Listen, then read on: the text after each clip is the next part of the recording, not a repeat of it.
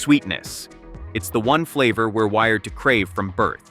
It comforts us, rewards us, and tempts us.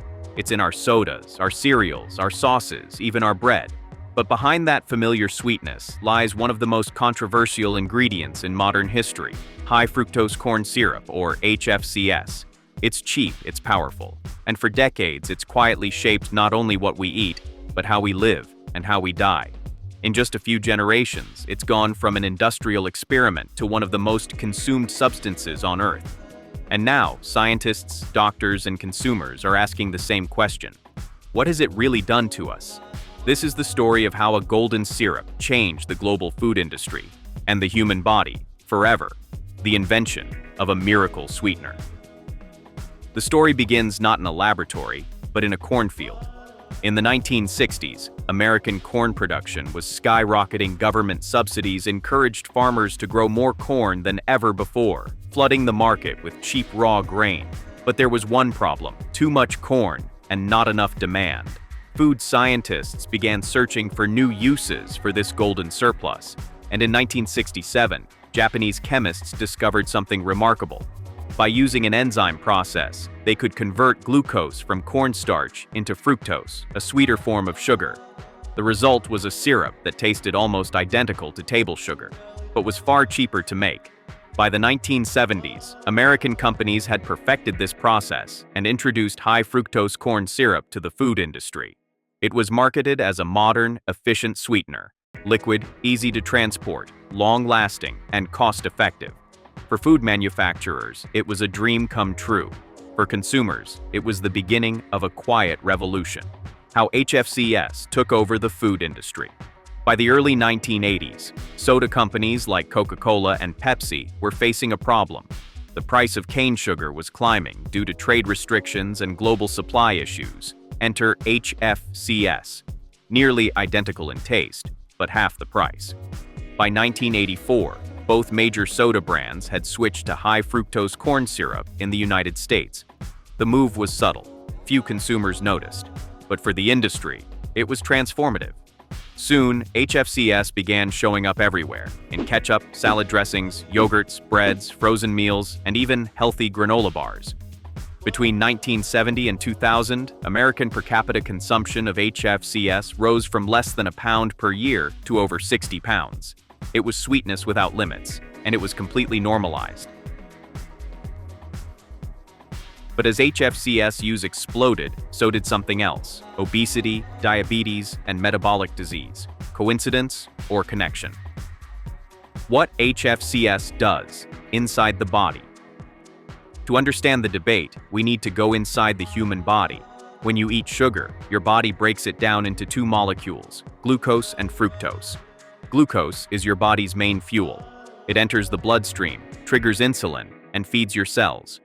Fructose, however, behaves differently.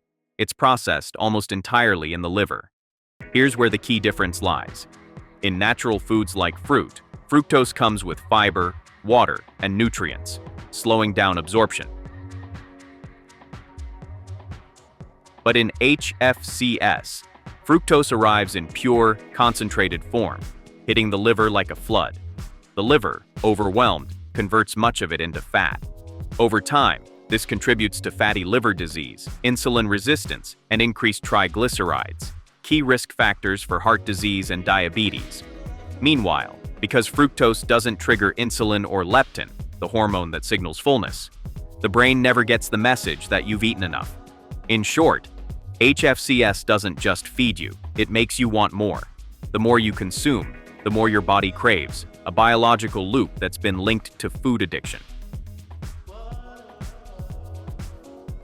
That's why experts often say HFCS didn't just sweeten our food, it sweetened our entire biology.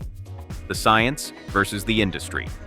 As obesity rates soared through the late 1990s and 2000s, scientists began investigating whether HFCS was to blame. Studies found strong correlations between high fructose corn syrup consumption and rising obesity, diabetes, and liver disease.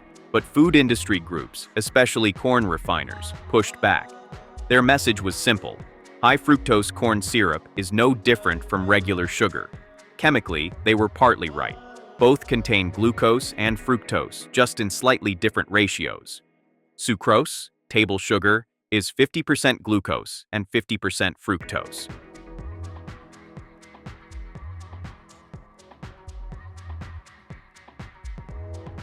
HFCS typically contains 55% fructose and 45% glucose in sodas, or 42% fructose in baked goods. The difference seems small, fact may not be. Fructose, when overconsumed, bypasses the body's regulatory controls. It doesn't stimulate insulin or satisfy hunger, leading to overconsumption and fat storage. So while high fructose corn syrup and sugar are chemically similar, the context of their use, high quantities, hidden in nearly every product, makes it a global dietary problem. By the 2000s, countries that adopted HFCS at large scale, like the US and Mexico, saw dramatic spikes in obesity-related illness. Nations with limited HFCS usage, like many in Europe, had lower rates. Correlation doesn't equal causation, but the pattern was impossible to ignore. The hidden sources of HFCS: most people associate HFCS with soda, but that's only part of the story. Today, HFCS hides in over 70% of packaged foods in the US. It's in bread and burger buns to help them stay moist, yogurt and granola to enhance natural sweetness, salad dressings and ketchup to balance acidity, barbecue sauces, jams, and even pickles. The problem isn't one soda, it's the stacking effect. When you eat HFCS across every meal, in snacks, sauces, and drinks, your liver is constantly bathed in fructose. This constant exposure has led researchers to call it a metabolic overload. It's not about a single food choice. It's about an entire food system built on sweet economics, the taste of consequence. High fructose corn syrup began as a solution, a way to use surplus corn and make food affordable. But it became a symbol of something bigger: how convenience can quietly reshape our biology, our habits, and our health. It's not evil. It's chemistry. It's not poison. It's excess. The real story isn't just about sugar. It's about balance. Every sip, every bite, every choice you make adds up to the chemistry of your future. So next time you open a can, check a label, or taste that sweetness, pause for a moment. Ask yourself, is this fuel or is it habit? Because awareness is the first step to control, and control is the first step to change. If this video helped you understand the truth behind HFCS, make sure to like, subscribe, and share it with someone who needs to know what's hiding in their food.